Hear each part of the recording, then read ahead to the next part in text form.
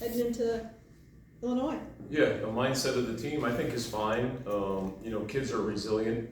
They losses don't linger as long with them as they do with the coaches, right? So and that'll always be the case. But I mean, they're down about our record. We thought we'd be better, or we hope we'd be better with our record.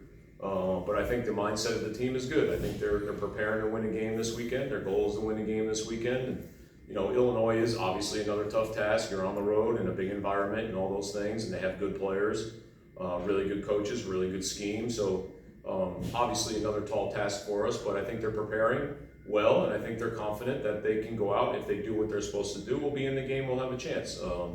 Just like anybody, if you're where you're supposed to be and you're doing what you're supposed to do, and then you go make your plays, you have a chance. Hindsight is 20/20, but if you look in hindsight, the teams that you guys have faced and some of the things that you guys have been able to pull off in the first 3 games has really been good. Defensively? Yes.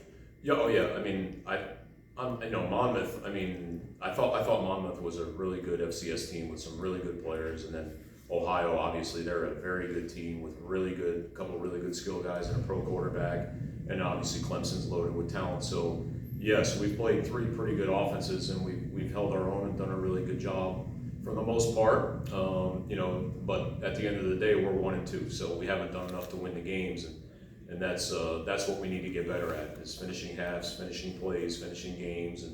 But I like the track that we're on. I think our guys play really hard. I think they're bought into everything we're trying to do, and the execution has to be a little bit better in certain situations. But I'm happy with the track that we're on. Even if you look at the Clemson game, there were a couple of balls that it looked like your defensive backs played the right technique. Mm-hmm. They might have just gotten out battled or out athleted on a couple of those, but is that what you're talking about? Right place and do the right those, thing? And then just a missed tackle at the line of scrimmage on a 23-yard run. We missed the guy at the line of scrimmage and he breaks it. And so just little things here and there.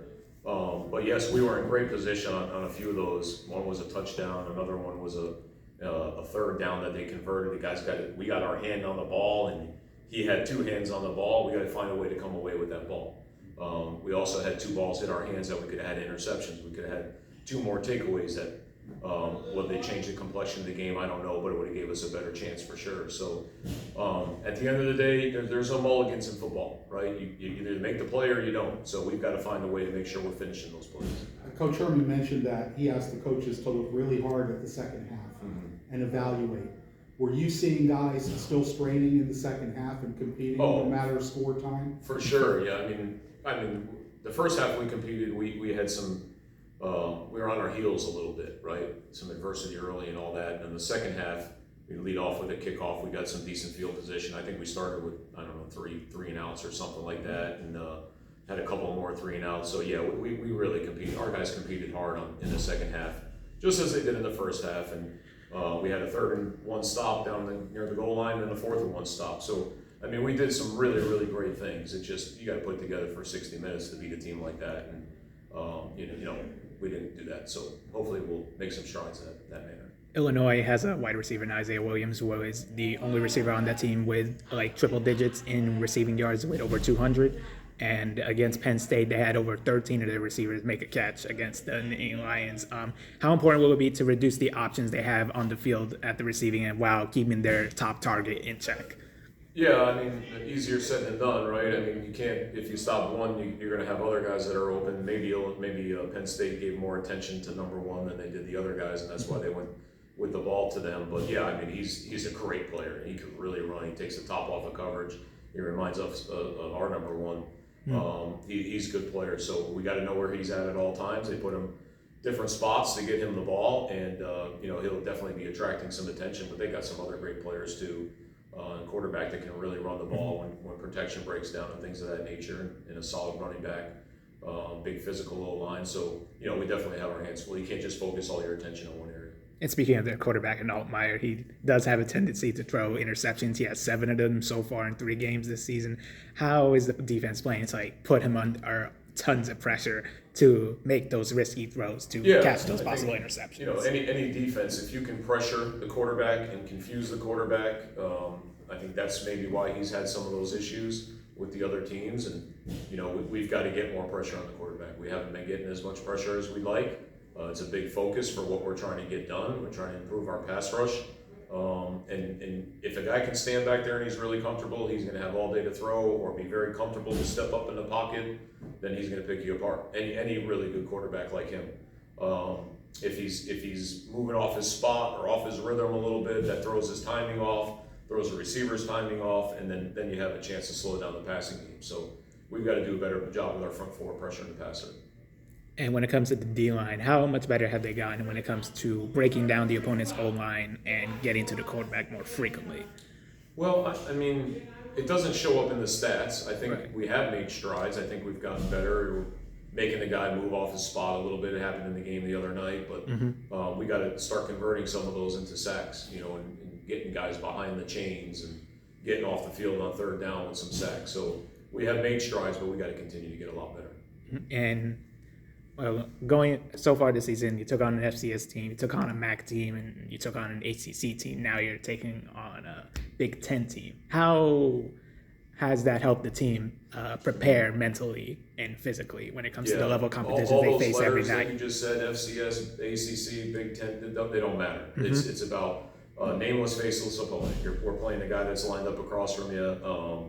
There's no, to me, we're all Division I football players, and we need to go out and compete and win our one-on-one matchups. And but we played 3 really good opponents. We're going to play another 4th really good opponent this week. Will that help us down the road this season? I'd like to think so.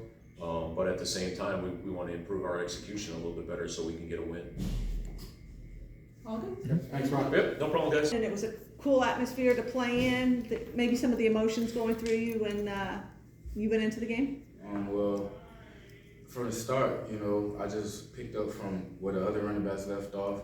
It was a great atmosphere. My first college game, actually, and I just took care of the moment and seized the opportunity. When you walked out of that tunnel and saw 90,000 people in that atmosphere, what was going through your head? Oh, it was crazy, man. I just couldn't believe it. Like, I always dreamed of, playing in those big stadiums with the big crowds and just ready to perform. So it was real crazy. I was excited. And you broke off a 20-yard run in the 4th quarter. Yeah. When you got up off the ground, were you like, okay, we can do this? Yeah, my adrenaline was like high. Like, I was like, dang, it's really like happening. So as I broke it, I was like, I just got to keep going. You had 4 carries for a total of 22 yards in your debut. How were you feeling like after the game ended to know that you finally got your first opportunity? Well, I wasn't happy about the way it turned out. Right. We lost and stuff, but overall, I feel like we could get better on a lot of things offensively and as a whole. But through the good plays and the good explosives we have, I feel like we could build off those. And Okay. And this past weekend hit the offense hard, especially with the injuries, of course, to Thompson and then the injuries to McCammon, Lewis, and Mobley. Even though McCammon and Lewis were out there practicing with you throughout today's session, how you're feeling about having that next man up mentality when it comes to being ready when your name is called? We always taking care of each other. We always have each other back. So we always with if someone go down, just be ready, stay consistent. So we always carrying up on each other's side, so we'll get the job done. There's a saying, stay ready so you don't have to get ready. Yeah. Is that sort of the way you approach things, even though you might be wherever you are on the depth chart on the given week? Of course, you always want to stay ready. You always want to be there mentally, take mental reps, and just always be in tune and locked in because you never know when your number is called. So you always have to stay ready to get ready. How are you feeling about taking on Illinois' defense? Well, I'm excited. I've been watching a lot of film since Sunday, so I've been watching a lot of film on them. I kind of got a scheme of what they like to do, so I feel like we'll be ready. Is there somebody on their defense in particular that you guys are keeping an eye out for?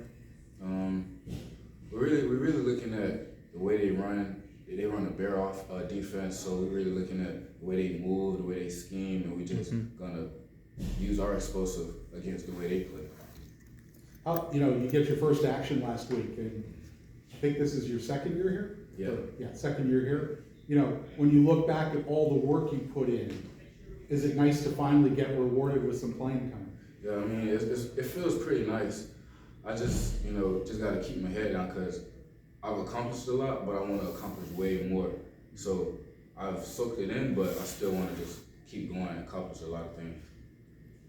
We, of course, ask how you compliment the other running backs, but there's been a couple of the older guys that have talked about what you bring to the room, and that you're always on a high note, you're always happy, they always like being around you. What do you bring to that room that's different than everyone else? I just bring a lot of fun energy. I'm always the one to keep guys, laughing, and even if they're having a bad day, I just keep them upbeat and, just cheerful and joyful, because I'm a happy person, so I like to see people smile and just have fun. So I bring a lot of energy. All good? Okay, Thank you Thanks. guys. appreciate it.